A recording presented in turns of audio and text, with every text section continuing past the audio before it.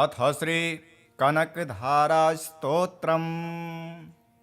अङ्गं हरिः पुलकभूषणमाश्रयन्ति भृङ्गाङ्गनैव मुकुलाभरणं तमालम् अङ्गीकृताखिलविभूतिरपाङ्गलीला माङ्गल्यदास्तु मम मङ्गलदेवतायः। मुग्धा मुहुर्विदधति वदने मुरारे प्रेमत्रपा प्रणिहितानि गतागतानि मालार्दृशोर्मधुकरीव महोत्पलेया सा मे श्रियं दिशतु सागरसम्भवायः।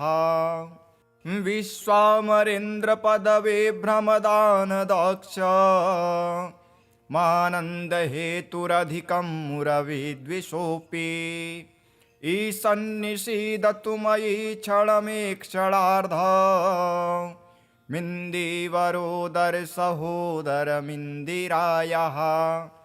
आमीलिताक्षमधिगम्य मुदा मुकुन्द मानन्दकन्दमनिमेषमनङ्गतन्त्रम् आकेकरस्थितकनीनिकपाक्ष्मनेत्रम् भूत्यै भवेन्मम भुजङ्गशयाङ्गनायः।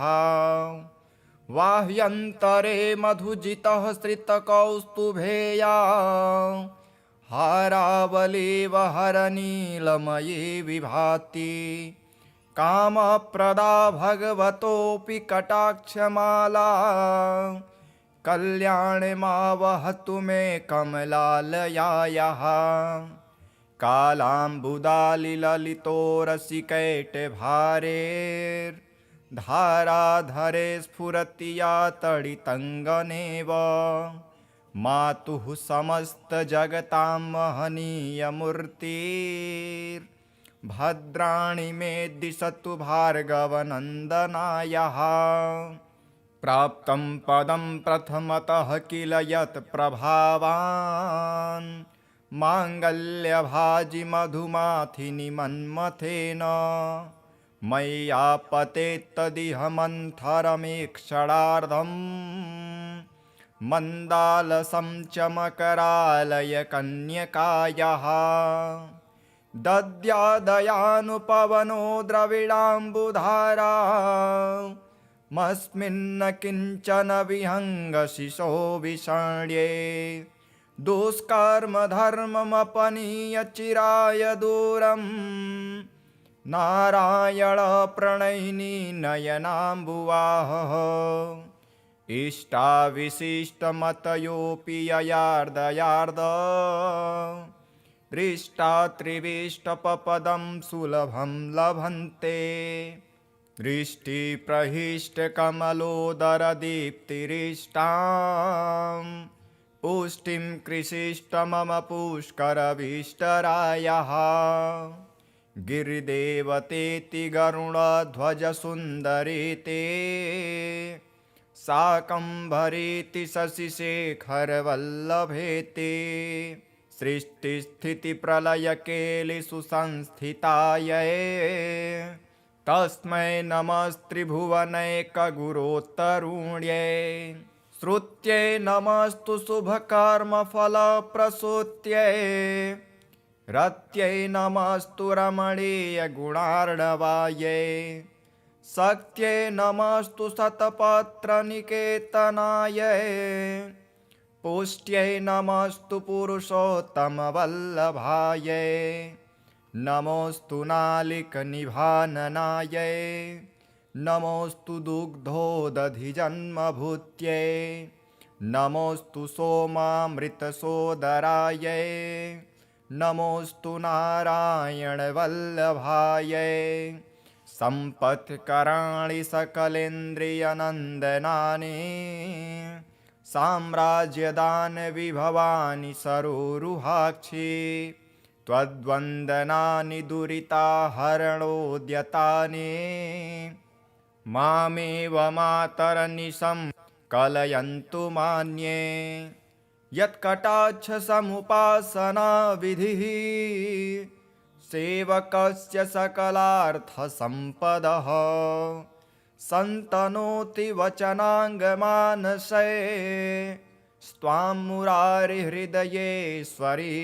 भजे सरसिजनिलये सरोजहस्ते धवलतमांशुकगन्धमाल्यशोभे भगवति हरिवल्लभे मनोज्ञे त्रिभुवनभूतिकरे प्रसीद मह्यम् दिग्धस्थिभिः कनककुम्भमुखावसृष्ट सर्वाहिनी विमलचारुजलप्लुताङ्गीं प्रातर्नमामि जगतां जननीमशेष लोकाधिनाथ गृहिणीममृताब्धिपुत्रीं कमले कमलाक्षवल्लभे त्वं करुणापूरतरङ्गितैरपाङ्गैः अवलोकय माम किञ्चनानां प्रथमं पात्रं कृत्रिमं दयायाः स्तुवन्ति ये स्तुतिभिरमुभिरन्वं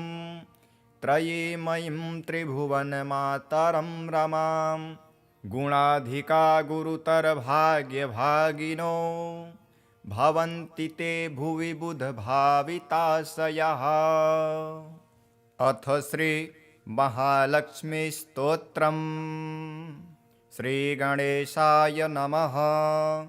श्रीपराशर उवाच सिंहासनगतः शक्रः सम्प्राप्य त्रिदिवं पुनः देवराज्ये स्थितो देवीं तुष्टावाब्जकरां ततः इन्द्र उवाच नमस्ते सर्वलोकानां जननी ममजसंभवां श्रेयमुन्निद्रपद्माक्षीं विष्णुवक्षस्थलस्थितां पद्मालयां पद्मकरां पद्मपत्रनिभेक्षणां वन्दे पद्ममुखीं देवीं पद्मनाभप्रियाम्यहं त्वं सिद्धिस्त्वं स्वधा स्वाहा सुधा त्वं लोकपावनी सन्ध्या रात्रिः प्रभाभूतिर्मेधा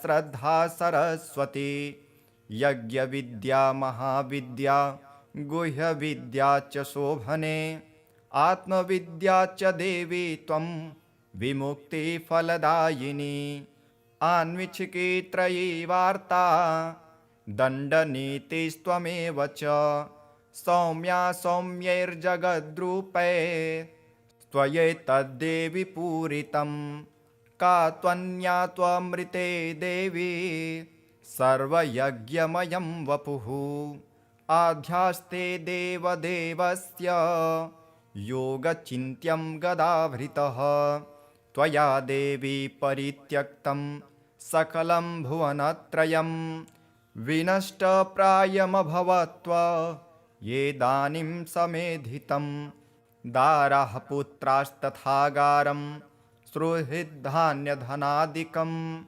भवत्येतन्महाभागे नित्यं तद्वीक्षणान्नृणां शरीरारोग्यमैश्वर्यमरिपक्षक्षयः सुखं देवी त्वद्दृष्टिदृष्टानां पुरुषाणां न दुर्लभं त्वमम्बा सर्वभूतानां देवदेवो हरिः पिता त्वयैतद्विष्णुना चाम्ब जगद्व्याप्तं चराचरं मनः कोशस्तथा गोष्ठं मा गृहं मा परीक्षदं मा शरीरं कलत्रं च त्यजेथः सर्वपावने मा पुत्रान् मा सुहृद्वर्गा मा पशूनां विभूषणं त्यजेथा मम देवस्य विष्णुर्वक्षस्थलाश्रये सत्त्वेन सत्यशौचाभ्यां तथा शीलादिभिर्गुणैः त्यजन्ते ते नरा सद्यः सत्यक्ता ये त्वयामले त्वयावलोकितः सद्यः शीलाद्यैरखिलैर्गुणैः कुलैश्वर्यश्च पूजन्ते पुरुषाः निर्गुणा अपि सस्लाद्यः सगुणी धन्यः स कुलीनः स बुद्धिमान् स सुरः स च विक्रान्तो यस्त्वया देवि वीक्षितः सद्यो वैगुण्यमायान्ति शीलाद्यः सकला गुणाः पराङ्मुखी जगद्धात्रे यस्य त्वं विष्णुवल्लभे न ते वर्णयितुं शक्ता गुणान् जिह्वापि द्वेधसे प्रसीद देवि पद्माक्षी मास्मां त्याक्षिः कदाचनः। श्रीपराशर उवाच एवं श्रीः संस्तुता सम्यक् प्राह हृष्टा शतक्रतुं शृण्वन्ता सर्वदेवानां सर्वभूतस्थिता द्विज। श्रीरुवाच परितुष्टास्मि देवेश स्तोत्रेणानेन ते हरेः वरं वृणीष्व यस्त्विष्टो वरदाहं तवागता। इन्द्र उवाच वरदा यदि मे देवी वरार्हो यदि वाप्यहं त्रैलोक्यं न त्वया त्याज्य एषं मेस्तु वरः परः स्तोत्रेण यस्तवैतेन त्वां तुष्यस्तब्धिसम्भवे स त्वया न परित्याज्यो द्वितीयोऽस्तु वरो मम। श्रीरुवाच त्रैलोक्यं त्रिदशः श्रेष्ठ न सत्यक्षामि वासव दत्तो वरो मयायं ते स्तोत्राराधनतुष्ट्या यश्च सायं तथा प्रातः स्तोत्रेणानेन मानवः स्तोष्यते चेन्न तस्याहं भविष्यामि पराङ्मुखी। श्रीपराशर उवाच एवं वरं ददो देवी देवराजाय वै पुरा मैत्रेय श्रीर्महाभागा स्तोत्राराधनतोषिता भृगोख्यातां समुत्पन्ना श्रीः पूर्वमुदधेः पुनः देवदानवयत्नेन प्रसूतामृतमन्थने। एवं यदा जगत्स्वामी देवराजो जनार्दनः अवतारः करोत्येषा तदा श्रीस्तस्य हायिनी पुनश्च पद्मा सम्भूता यदादित्यो भवद्धरिः यदा च भार्गवो रामस्तदा भूद्धरणित्वियं राघवत्वे भवत्सीता रुक्मिणी कृष्णजन्मनि। अन्येषु चावतारेषु विष्णुरेखानपायिनी देवत्वे देवदेहेयं मानुषत्वे च मानुषी विष्णुर्देहानुरूपां वै करोत्येषात्मनस्तनुं यश्चैतशृणुया जन्म लक्ष्म्या पञ्च पठेन्नरः श्रियो न विच्युतिस्तस्य गृहे यावत्कुलत्रयं पठ्यते येषु चैवर्षे गृहेषु श्रीस्तवं मुने अलक्ष्मीः कलहाधारा न ते स्वास्ते कदाचनः एतत्ते कथितं ब्रह्मन् यन्मा त्वं परिपृच्छसि क्षीराब्धोऽसिर्यथा जाता पूर्वं भृगुसुता सती। इति श्री विष्णुपुराणे महालक्ष्मीस्तोत्रं सम्पूर्णम्।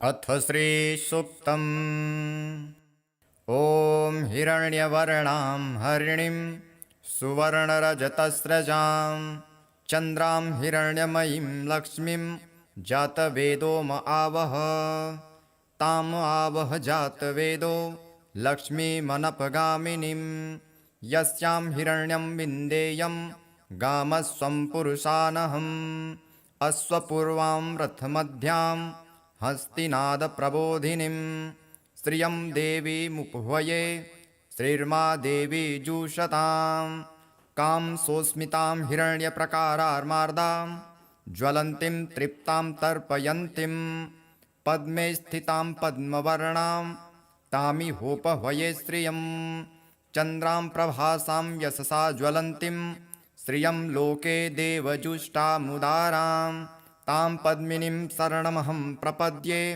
लक्ष्मीर्मे नश्यतां त्वां वृणे आदित्यवर्णे तपसोऽधिजातो वनस्पतिस्तव वृक्षोऽथ बिल्वः तस्य फलानि तपसानुदन्तो मायान्तरायाश्च बाह्या अलक्ष्मीः उपैतु मां देवसखः कीर्तिश्च मणिना सह प्रादुर्भूतेऽस्मु राष्ट्रेऽस्मिन् कीर्तिमृद्धिं ददातु मे क्षुप्तिपाशामलां ज्येष्ठा अलक्ष्मीं नासाम्यहम् अभूति समृद्धिं च सर्वां निर्णुद मे गृहात् गन्धद्वारां दुराधर्षां नित्यपुष्टां करीषिणीम् ईश्वरीं सर्वभूतानां तामिहोपह्वये श्रियं मनसः कामनाकूतिं वाचः सत्यमसीमहि पशूनां रूपमन्नस्य मयि श्रीः श्रयतां यशः कर्दमेन प्रजा भूता मयि सम्भव कर्दम श्रियं वासय मे कुले मातरं पद्ममालिनीम् आपः सृजन्तु स्निग्धानि चिक्लितवस मे गृहे नीचदेवीं मातरं श्रियं वासय मे कुले आर्द्रां पुष्करिणीं पुष्टिं पिङ्गलां पद्ममालिनीं चन्द्रां हिरण्यमयीं लक्ष्मीं जातवेदो म आवह आर्द्रां यः करिणीं यष्टिं सुवर्णां हेममालिनीं सूर्यां हिरण्यमयीं लक्ष्मीं जातवेदो म आवह ताम आवह जातवेदो लक्ष्मीमनपगामिनीं यस्यां हिरण्यं प्रभुतं गावो दास्योऽस्वान्विन्देयं पुरुषानहं यः शुचिप्रयतो भूत्वा जुह्यादाज्यमन्वहं सूक्तं पञ्चदशर्चं च श्रीकामः सततं जपेत् पद्मानने पद्म उरु पद्माक्षी पद्मसम्भवे त्वं मा भजस्व पद्माक्षी येन सौख्यं लभाम्यहम् अश्वदाये गोदाये धनदाये महाधने धनं मे जुषतां देवी सर्वकामाश्च देहि मे पुत्रपौत्रधनं धान्यं हस्त्यस्वादिगवे रथं प्रजानां भवसि माता आयुष्मन्तं करोतु मां धनमग्निर्धनं वायुर्धनं सूर्यो धनं वसुः धनमिन्द्रो बृहस्पतिर्वरुणं धनमश्नुते वैनतेय सोमं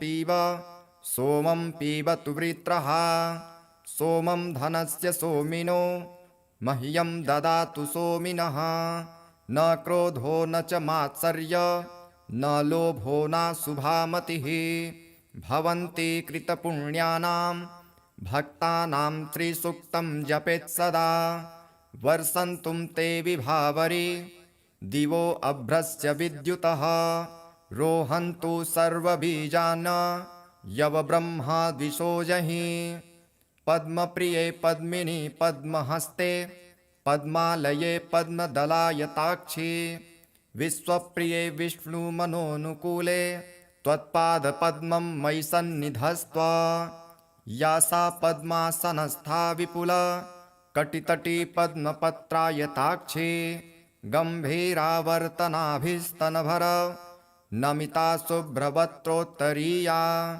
लक्ष्मीर्दिव्ये गजेन्द्रैर्मणिगण खचितैस्नापिता हेमकुम्भे नित्यं सा पद्महस्ता मम वसतु गृहे सर्वमङ्गल्ययुक्ता लक्ष्मीं क्षीरसमुद्रराजतनयां श्रीरङ्गधामेश्वरीं दासीभूतसमस्तदेववनितां लोकैकदीपां कुरां श्रीमन्मन्दकटाक्षलब्धविभव ब्रह्मेन्द्रगङ्गाधरां त्वां त्रैलोक्यकुटुम्बिनीं सरसिजां वन्दे मुकुन्दप्रियां सिद्धलक्ष्मीर्मोक्षलक्ष्मीर्जयलक्ष्मी सरस्वती श्रीलक्ष्मीर्वरलक्ष्मीश्च प्रसन्ना मम सर्वदा वराङ्कुशोपासमभीतिमुद्रां करैर्वहन्तीं कमलासनस्थां बालार्ककोटिं प्रतिभां त्रिनेत्रां भजेऽहमाद्यां जगदीश्वरीं त्वां सर्वमङ्गलमाङ्गल्ये शिवे सर्वार्थसाधिके शरण्ये त्र्यम्बके गौरी नारायणि नमोऽस्तु ते नारायणि नमोऽस्तु ते नारायणि नमोऽस्तु ते सरसिजनिलये सरोजहस्ते धवलतरांशुकगन्धमाल्यशोभे भगवति हरिवल्लभे मनोज्ञे त्रिभुवनभूतिकरी प्रसीद मह्यम् विष्णुपत्नी क्षमां देवीं माधवीं माधवप्रियां विष्णुः प्रियसखीं देवीं नमाम्यच्युतवल्लभां महालक्ष्मी च विद्महे विष्णुपत्नी च धीमहि तन्नो लक्ष्मीः प्रचोदयात् श्रीवर्चस्य मायुष्यमारोग्य मा विधात् पवमान् महीयते धनं धान्यं पशुं बहुपुत्रलाभं शतसंवत्सरं दीर्घमायुः ऋणरोगादिदारिद्र्य पापक्षुदपमृत्यवः भयशोकमनस्तापा नश्यन्तु मम सर्वदा ॐ महादेव्यै च विद्महे विष्णुपत्नी च धीमहि तन्नो लक्ष्मीः प्रचोदयात् ॐ शान्तिः शान्तिः शान्तिः।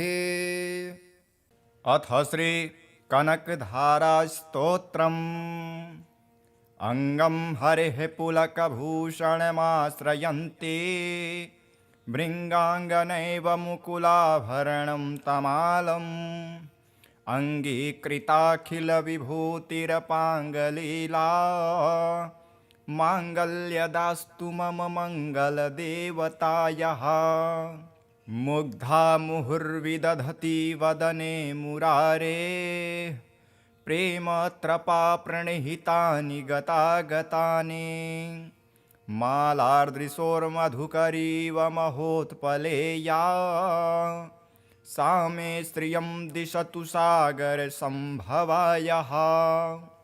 विश्वामरेन्द्रपदवे भ्रमदानदक्ष मानन्दहेतुरधिकं मुरविद्विषोऽपि ईशन्निषीदतु मयि क्षणमेक्षणार्ध मिन्दीवरोदरसहोदरमिन्दिरायाः आमीलिताक्षमधिगम्य मुदा मुकुन्द मानन्दकन्दमनिमेषमनङ्गतन्त्रम् आकेकरस्थितकनीनिकपाक्ष्मनेत्रम् भूत्यै भवेन्मम भुजङ्गशयाङ्गनायाः वाह्यन्तरे मधुजितः श्रितकौस्तुभेया हारावलीव हरनीलमयी विभाति कामप्रदा भगवतोऽपि कटाक्षमाला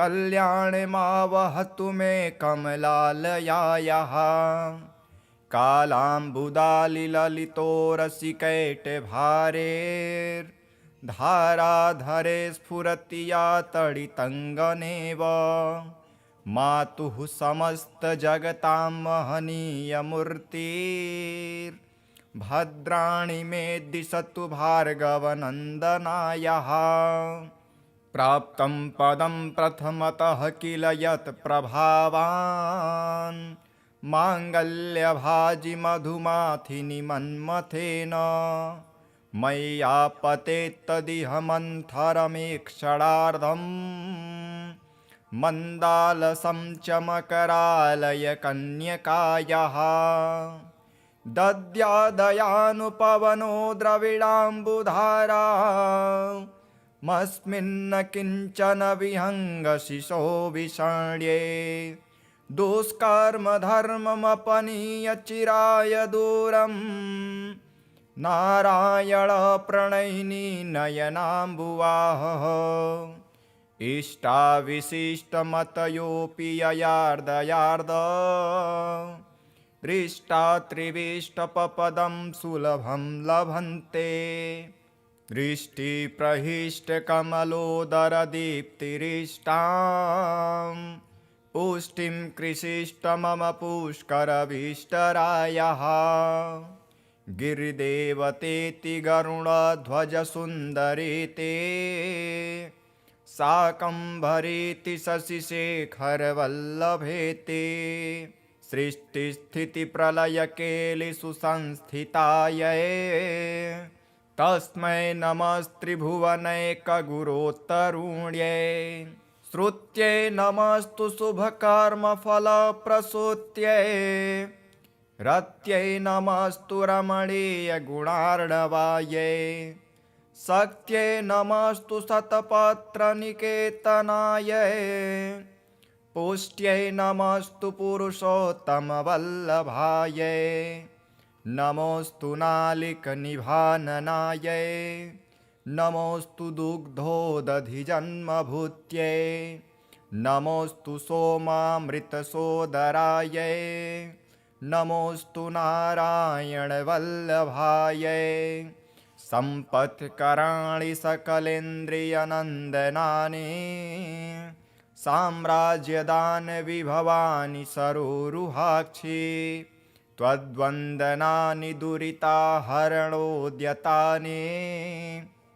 मामेव मातरनिशं कलयन्तु मान्ये यत्कटाक्षसमुपासनाविधिः सेवकस्य सकलार्थसम्पदः सन्तनोति वचनाङ्गमानसे स्वां मुरारिहृदयेश्वरीं भजे सरसिजनिलये सरोजहस्ते धवलतमांशुकगन्धमाल्यशोभे भगवति हरिवल्लभे मनोज्ञे त्रिभुवनभूतिकरे प्रसीद मह्यं दिग्धस्थिभिः कनककुम्भमुखावसृष्ट सर्वाहिनी विमलचारुजलप्लुताङ्गीं प्रातर्नमामि जगतां जननीमशेष लोकाधिनाथ गृहिणीममृताब्धिपुत्रीं कमले कमलाक्षवल्लभे त्वं करुणापूरतरङ्गितैरपाङ्गैः अवलोकय माम किञ्चनानां प्रथमं पात्रं कृत्रिमं दयायाः स्तुवन्ति ये स्तुतिभिरमुभिरन्वं त्रयीमयीं त्रिभुवनमातरं रमां गुणाधिका गुरुतरभाग्यभागिनो भवन्ति ते भुवि बुधभाविताशयः। अथ श्री महालक्ष्मीस्तोत्रम्। श्रीगणेशाय नमः।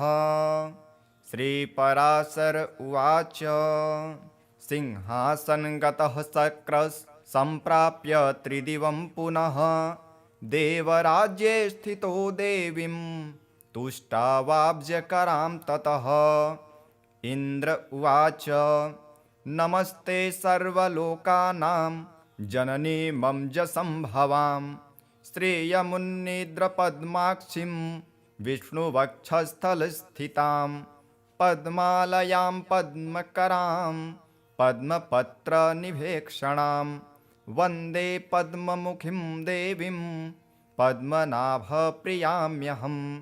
त्वं सिद्धिस्त्वं स्वधा स्वाहा सुधा त्वं लोकपावनी सन्ध्यारात्रिः प्रभाभूतिर्मेधा श्रद्धा सरस्वती यज्ञविद्या महाविद्या गुह्यविद्या च शोभने आत्मविद्या च देवी त्वं विमुक्तिफलदायिनी आन्विच्छिकी त्रयी वार्ता दण्डनीतिस्त्वमेव च सौम्या सौम्यैर्जगद्रूपे त्वयैतद्देवि पूरितं का त्वन्या त्वमृते देवी सर्वयज्ञमयं वपुः आध्यास्ते देवदेवस्य योगचिन्त्यं गदाभृतः त्वया देवी परित्यक्तं सकलं भुवनत्रयं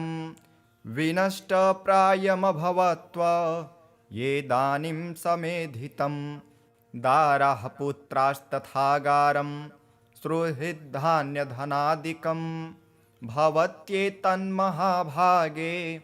नित्यं तद्वीक्षणान्नृणां शरीरारोग्यमैश्वर्यमरिपक्षक्षयः सुखं देवी त्वद्दृष्टिदृष्टानां पुरुषाणां न दुर्लभम् त्वमम्बा सर्वभूतानां देवदेवो हरिः पिता त्वयैतद्विष्णुना चाम्ब जगद्व्याप्तं चराचरं मनः कोशस्तथा गोष्ठं मा गृहं मा परीक्षदं मा शरीरं कलत्रं च त्यजेथः सर्वपावने मा पुत्रान् मा सुहृद्वर्गा मा पशूनां विभूषणं त्यजेथा मम देवस्य विष्णुर्वक्षस्थलाश्रये सत्त्वेन सत्यशौचाभ्यां तथा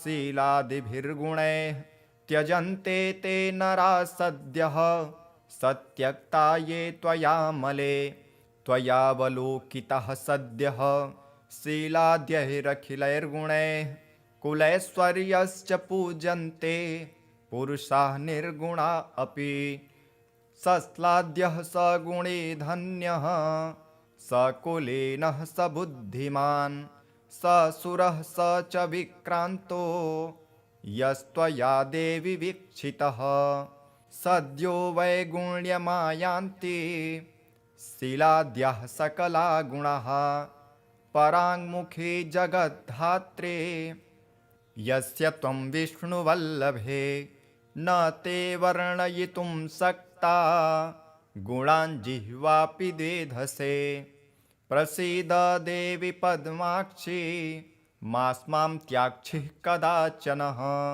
श्रीपराशर उवाच एवं श्रीः संस्तुता सम्यक् प्राह हृष्टा शतक्रतुं शृण्वन्ता सर्वदेवानां सर्वभूतस्थिता द्विज श्रीरुवाच परितुष्टास्मि देवेश स्तोत्रेणानेन ते हरेः वरं वृणीष्व यस्त्विष्टो वरदाहं तवागता इन्द्र उवाच वरदा यदि मे देवी वरार्हो यदि वाप्यहं त्रैलोक्यं न त्वया त्याज्य एषं मेस्तु वरः परः स्तोत्रेण यस्तवैतेन त्वां तुष्यस्तब्धिसम्भवे स त्वया न परित्याज्यो द्वितीयोऽस्तु वरो मम श्रीरुवाच त्रैलोक्यं त्रिदशः श्रेष्ठ न सत्यक्षामि वासव दत्तो वरो मयायं ते स्तोत्राराधनतुष्ट्या यश्च सायं तथा प्रातः स्तोत्रेणानेन मानवः स्तोष्यते चेन्न तस्याहं भविष्यामि पराङ्मुखी श्रीपराशर उवाच एवं वरं ददो देवी देवराजाय वै पुरा मैत्रेय श्रीर्महाभागा स्तोत्राराधनतोषिता भृगोख्यातां समुत्पन्ना श्रीः पूर्वमुदधेः पुनः देवदानवयत्नेन प्रसूतामृतमन्थने एवं यदा जगत्स्वामी देवराजो जनार्दनः अवतारः करोत्येषा तदा श्रेष्ठस्य हायिनी पुनश्च पद्मा सम्भूता यदादित्यो भवद्धरिः यदा च भार्गवो रामस्तदा भूद्धरणित्वियं राघवत्वे भवत्सीता रुक्मिणी कृष्णजन्मनि अन्येषु चावतारेषु विष्णुरेखानपायिनी देवत्वे देवदेहेयं मानुषत्वे च मानुषी विष्णुर्देहानुरूपां वै करोत्येषात्मनस्तनुं यश्चैतशृणुया जन्म लक्ष्म्या पञ्च पठेन्नरः श्रियो न विच्युतिस्तस्य गृहे यावत् कुलत्रयं पठ्यते येषु च वर्षे गृहेषु श्रीस्तवं मुने अलक्ष्मीः कलहाधारा न ते स्वास्ते कदाचनः एतत्ते कथितं ब्रह्मन् यन्मा त्वं परिपृच्छसि क्षीराब्धोऽसिर्यथा जाता पूर्वं भृगुसुता सती। इति श्री विष्णुपुराणे महालक्ष्मीस्तोत्रं सम्पूर्णम्। अथ श्रीसूक्तम्। ॐ हिरण्यवर्णां हरिणीं सुवर्णरजतस्रजां चन्द्रां हिरण्यमयीं लक्ष्मीं जातवेदो म आवह। ताम् आवह जातवेदो लक्ष्मीमनपगामिनीं यस्यां हिरण्यं विन्देयं गामस्वं पुरुषानहम्। अश्वपूर्वां रथमध्यां हस्तिनादप्रबोधिनीं श्रियं देवीमुपह्वये श्रीर्मा देवी जुषतां। कां सोऽस्मितां हिरण्यप्रकारार्मार्दां ज्वलन्तीं तृप्तां तर्पयन्तीं पद्मे स्थितां पद्मवर्णां तामिहोपह्वये श्रियं। चन्द्रां प्रभासां यशसा ज्वलन्तीं श्रियं लोके देवजुष्टामुदारां। तां पद्मिनीं शरणमहं प्रपद्ये लक्ष्मीर्मे नश्यतां त्वां वृणे। आदित्यवर्णे तपसोऽधिजातो वनस्पतिस्तव वृक्षोऽथ बिल्वः। तस्य फलानि तपसानुदन्तो मायान्तरायाश्च बाह्या अलक्ष्मीः। उपैतु मां देवसखः कीर्तिश्च मणिना सह। प्रादुर्भूतेऽस्मु राष्ट्रेऽस्मिन् कीर्तिमृद्धिं ददातु मे। क्षुप्तिपाशामलां ज्येष्ठा अलक्ष्मीं नाशाम्यहम्। अभूतिसमृद्धिं च सर्वां निर्णुद मे गृहात्। गन्धद्वारां दुराधर्षां नित्यपुष्टां करीषिणीम्। ईश्वरीं सर्वभूतानां तामिहोपह्वये श्रियं। मनसः कामनाकूतिं वाचः सत्यमसीमहि। पशूनां रूपमन्नस्य मयि श्रीः श्रयतां यशः। कर्दमेन प्रजा भूता मयि सम्भव कर्दम। श्रियं वासय मे कुले मातरं पद्ममालिनीम्। आपः सृजन्तु स्निग्धानि चिक्लितवस मे गृहे। नीचदेवीं मातरं श्रियं वासय मे कुले। आर्द्रां पुष्करिणीं पुष्टिं पिङ्गलां पद्ममालिनीं। चन्द्रां हिरण्यमयीं लक्ष्मीं जातवेदो म आवह। आर्द्रां यः करिणीं यष्टिं सुवर्णां हेममालिनीं। सूर्यां हिरण्यमयीं लक्ष्मीं जातवेदो म आवह। ताम आवह जातवेदो लक्ष्मीमनपगामिनीं। यस्यां हिरण्यं प्रभुतं गावो दास्योऽस्वान्विन्देयं पुरुषानहम्। यः शुचिप्रयतो भूत्वा जुहुयादाज्यमन्वहम्। सूक्तं पञ्चदशर्चं च श्रीकामः सततं जपेत्। पद्मानने पद्म उरु पद्माक्षी पद्मसम्भवे। त्वं मा भजस्व पद्माक्षी येन सौख्यं लभाम्यहम्। अश्वदाये गोदाये धनदाये महाधने। धनं मे जुषतां देवी सर्वकामाश्च देहि मे। पुत्रपौत्रधनं धान्यं हस्त्यस्वादिगवे रथं। प्रजानां भवसि माता आयुष्मन्तं करोतु माम्। धनमग्निर्धनं वायुर्धनं सूर्यो धनं वसुः। धनमिन्द्रो बृहस्पतिर्वरुणं धनमश्नुते। वैनतेय सोमं पीबतु वृत्रः। सोमं धनस्य सोमिनो मह्यं ददातु सोमिनः। न क्रोधो न च मात्सर्य न लोभो न शुभामतिः। भवन्ति कृतपुण्यानां भक्तानां त्रिसूक्तं जपेत् सदा। वर्षन्तुं ते विभावरी दिवो अभ्रस्य विद्युतः।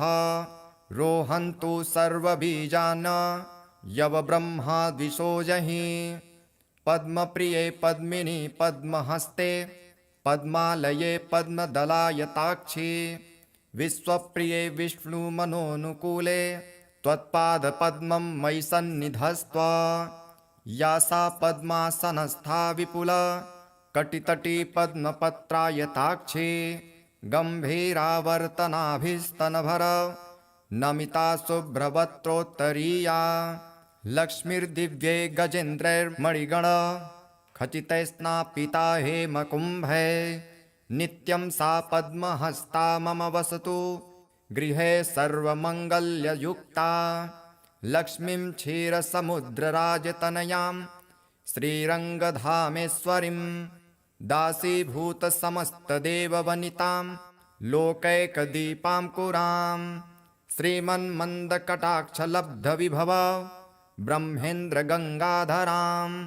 त्वां त्रैलोक्यकुटुम्बिनीं सरसिजां वन्दे मुकुन्दप्रियां सिद्धलक्ष्मीर्मोक्षलक्ष्मीर्जयलक्ष्मी सरस्वती श्रीलक्ष्मीर्वरलक्ष्मीश्च प्रसन्ना मम सर्वदा वराङ्कुशोपासमभीतिमुद्रां करैर्वहन्तीं कमलासनस्थां बालार्ककोटिं प्रतिभां त्रिनेत्रां भजेऽहमाद्यां जगदीश्वरीं त्वां सर्वमङ्गलमाङ्गल्ये शिवे सर्वार्थसाधिके शरण्ये त्र्यम्बके गौरी नारायणि नमोऽस्तु ते नारायणि नमोऽस्तु ते नारायणि नमोऽस्तु ते सरसिजनिलये सरोजहस्ते धवलतरांशुकगन्धमाल्यशोभे भगवति हरिवल्लभे मनोज्ञे त्रिभुवनभूतिकरे प्रसीद मह्यं विष्णुपत्नी क्षमां देवीं माधवीं माधवप्रियां विष्णुः प्रियसखीं देवीं नमाम्यच्युतवल्लभां महालक्ष्मी च विद्महे विष्णुपत्नी च धीमहि तन्नो लक्ष्मीः प्रचोदयात् श्रीवर्चस्य मायुष्यमारोग्य मा विधात् पवमान् महीयते धनं धान्यं पशुं बहुपुत्रलाभं शतसंवत्सरं दीर्घमायुः ऋणरोगादिदारिद्र्य पापक्षुदपमृत्यवः भयशोकमनस्तापा नश्यन्तु मम सर्वदा ॐ महादेव्यै च विद्महे विष्णुपत्नी च धीमहि तन्नो लक्ष्मीः प्रचोदयात् ॐ शान्तिः शान्तिः शान्तिः। अथ श्री कनकधारास्तोत्रम् अङ्गं हरेः पुलकभूषणमाश्रयन्ति भृङ्गाङ्गनैव मुकुलाभरणं तमालम् अङ्गीकृताखिलविभूतिरपाङ्गलीला माङ्गल्यदास्तु मम मङ्गलदेवतायाः मुग्धा मुहुर्विदधति वदने मुरारे प्रेमत्रपा प्रणिहितानि गतागतानि मालार्दृशोर्मधुकरीव महोत्पलेया सा मे श्रियं दिशतु सागरसम्भवायः विश्वामरेन्द्रपदवे भ्रमदानदक्ष मानन्दहेतुरधिकं मुरविद्विषोऽपि ईशन्निषीदतु मयि क्षणमेक्षणार्ध मिन्दीवरोदरसहोदरमिन्दिरायाः आमीलिताक्षमधिगम्य मुदा मुकुन्द मानन्दकन्दमनिमेषमनङ्गतन्त्रम् आकेकरस्थितकनीनिकपाक्ष्मनेत्रम् भूत्यै भवेन्मम भुजङ्गशयाङ्गनायाः बाह्यन्तरे मधुजितः श्रितकौस्तुभेया हारावलेव हरनीलमये विभाति कामप्रदा भगवतोऽपि कटाक्षमाला कल्याणमावहतु मे कमलालयायाः कालाम्बुदालिललितो रसिकैटभारेर्धाराधरे स्फुरति या तडितङ्गनेव मातुः समस्तजगतां महनीयमूर्तिर्भद्राणि मे दिशतु भार्गवनन्दनायः प्राप्तं पदं प्रथमतः किल यत् प्रभावान् माङ्गल्यभाजि मधुमाथिनि मन्मथेन मय्यापतेत्तदिह मन्थरमेक्षणार्धम् मन्दालसं च मकरालय कन्यकायाः दद्यादयानुपवनो द्रविडाम्बुधारा मस्मिन्न किञ्चन विहङ्गशिशो विषण्ये दुष्कर्मधर्ममपनीय चिराय दूरम् नारायण प्रणयिनी नयनाम्बुवाहः इष्टाविशिष्टमतयोऽपि ययार्दयार्द दृष्टा त्रिविष्टपपदं सुलभं लभन्ते दृष्टिप्रहिष्टकमलोदरदीप्तिरिष्टां पुष्टिं कृषिष्ट मम पुष्करभीष्टरायः गिरिदेवतेति गरुडध्वजसुन्दरीते शाकम्भरीति शशिशेखरवल्लभेते सृष्टिस्थितिप्रलयकेलिषु संस्थितायै तस्मै नमस्त्रिभुवनैकगुरोत्तरुण्यै श्रुत्यै नमस्तु शुभकर्मफलप्रसूत्यै रत्यै नमस्तु रमणीयगुणार्णवायै शक्त्यै नमस्तु शतपत्रनिकेतनायै पुष्ट्यै नमस्तु पुरुषोत्तमवल्लभायै नमोऽस्तु नालिकनिभाननायै नमोऽस्तु दुग्धोदधिजन्मभूत्यै नमोऽस्तु सोमामृतसोदरायै नमोऽस्तु नारायणवल्लभायै सम्पत्कराणि सकलेन्द्रियनन्दनानि साम्राज्यदानविभवानि सरोरुहाक्षि त्वद्वन्दनानि दुरिताहरणोद्यतानि मामेव मातरनिशं कलयन्तु मान्ये यत्कटाक्षसमुपासनाविधिः सेवकस्य सकलार्थसम्पदः सन्तनोति वचनाङ्गमानसे स्वां मुरारिहृदयेश्वरीं भजे सरसिजनिलये सरोजहस्ते धवलतमांशुकगन्धमाल्यशोभे भगवति हरिवल्लभे मनोज्ञे त्रिभुवनभूतिकरे प्रसीद मह्यं दिग्धस्थिभिः कनककुम्भमुखावसृष्ट सर्वाहिनी विमलचारुजलप्लुताङ्गीं प्रातर्नमामि जगतां जननीमशेष लोकाधिनाथ गृहिणीममृताब्धिपुत्रीं कमले कमलाक्षवल्लभे त्वं करुणापूरतरङ्गितैरपाङ्गैः अवलोकय मां किञ्चनानां प्रथमं पात्रं कृत्रिमं दयायाः स्तुवन्ति ये स्तुतिभिरमुभिरन्वं त्रयीमयीं त्रिभुवनमातरं रमां गुणाधिका गुरुतरभाग्यभागिनो भवन्ति ते भुवि बुधभाविताशयः। अथ श्री महालक्ष्मीस्तोत्रम्। श्रीगणेशाय नमः। श्रीपराशर उवाच सिंहासनगतः शक्रः सम्प्राप्य त्रिदिवं पुनः देवराज्ये स्थितो देवीं तुष्टावाब्जकरां ततः।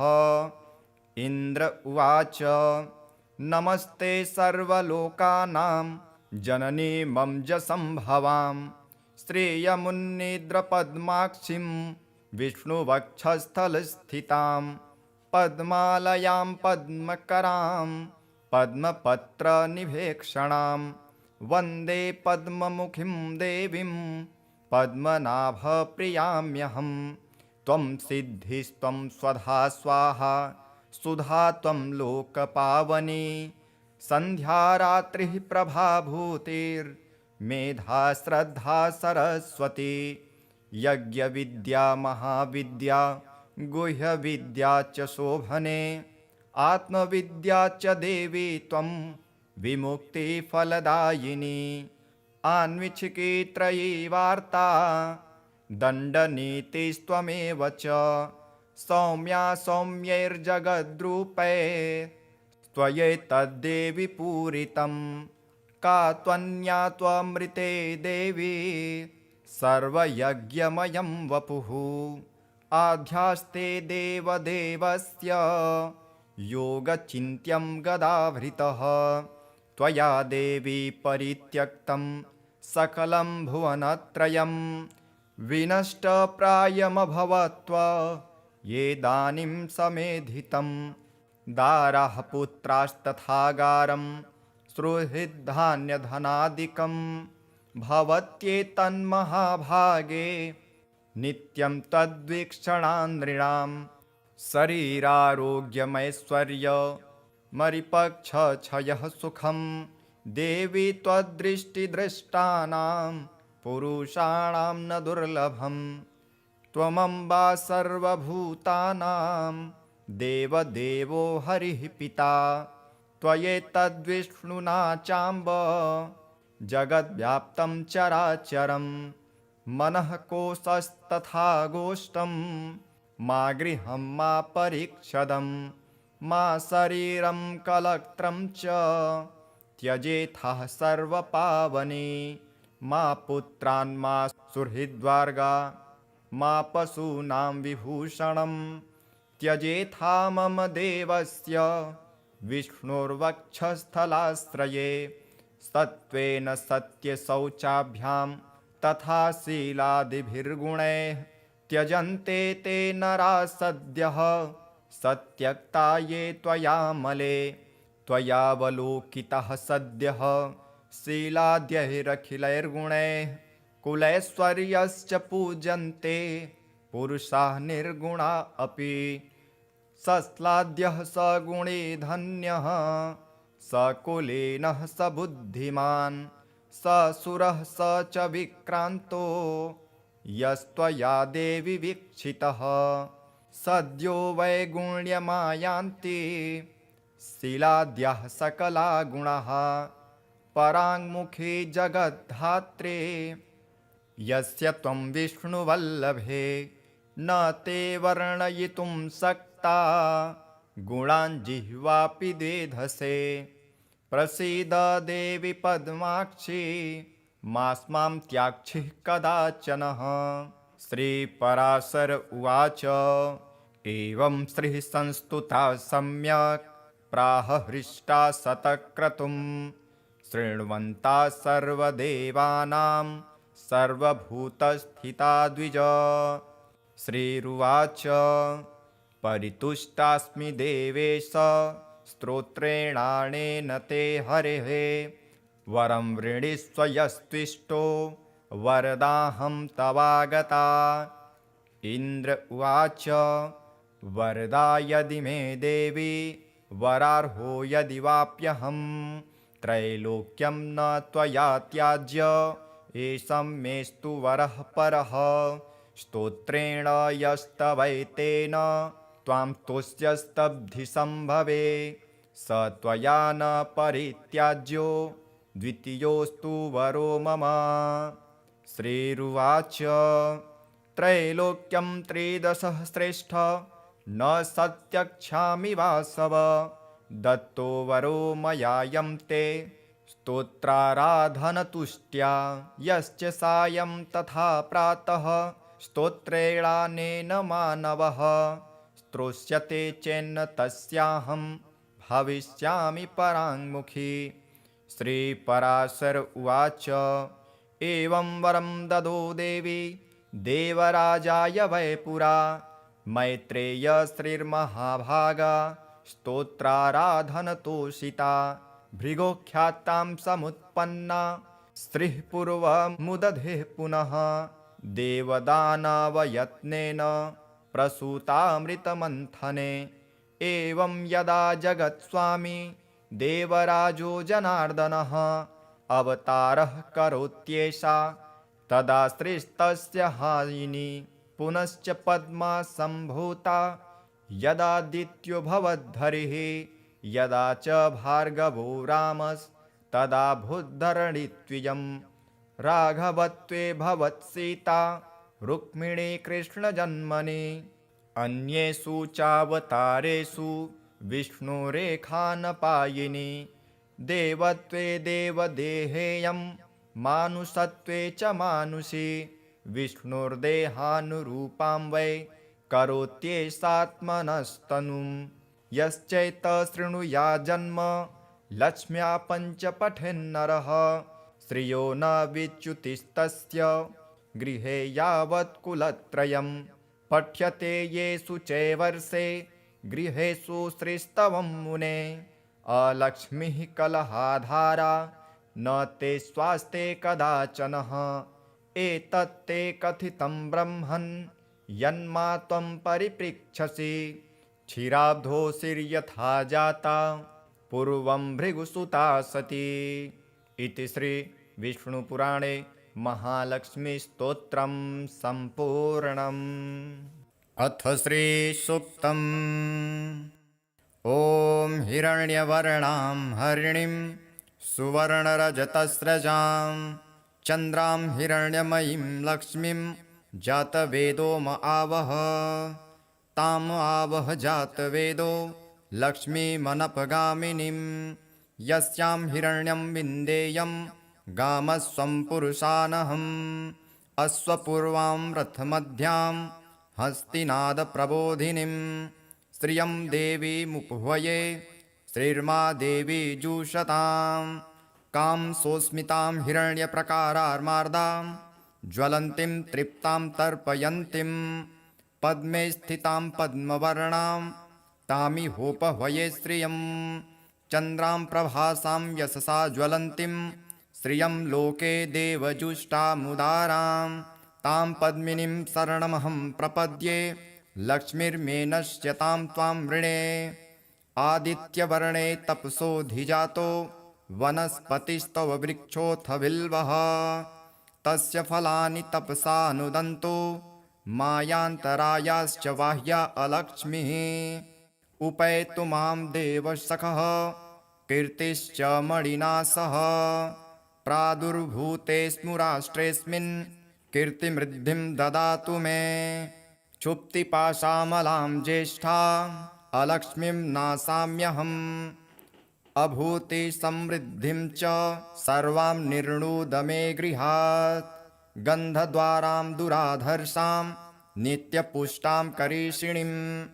ईश्वरीं सर्वभूतानां तामिहोपह्वये श्रियं। मनसः कामनाकूतिं वाचः सत्यमसीमहि।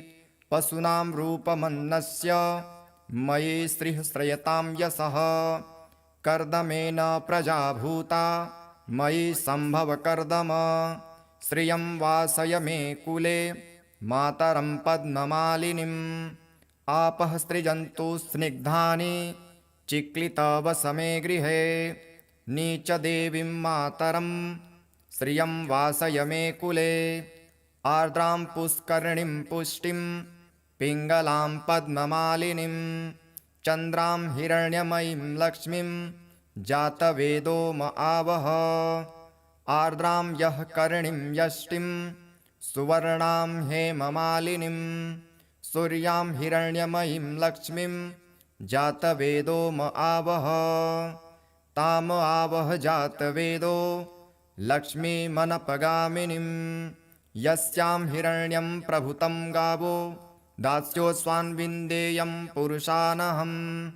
यः शुचिप्रयतो भूत्वा जुह्यादाज्यमन्वहम् सूक्तं पञ्चदशर्चं च श्रीकामः सततं जपेत् पद्मानने पद्म उरु पद्माक्षी पद्मसम्भवे त्वं मा भजस्व पद्माक्षी येन सौख्यं लभाम्यहम् अश्वदाये गोदाये धनदाये महाधने धनं मे जुषतां देवी सर्वकामाश्च देहि मे पुत्रपौत्रधनं धान्यं हस्त्यस्वादिगवे रथं प्रजानां भवसि माता आयुष्मन्तं करोतु मां धनमग्निर्धनं वायुर्धनं सूर्यो धनं वसुः धनमिन्द्रो बृहस्पतिर्वरुणं धनमश्नुते वैनतेय सोमं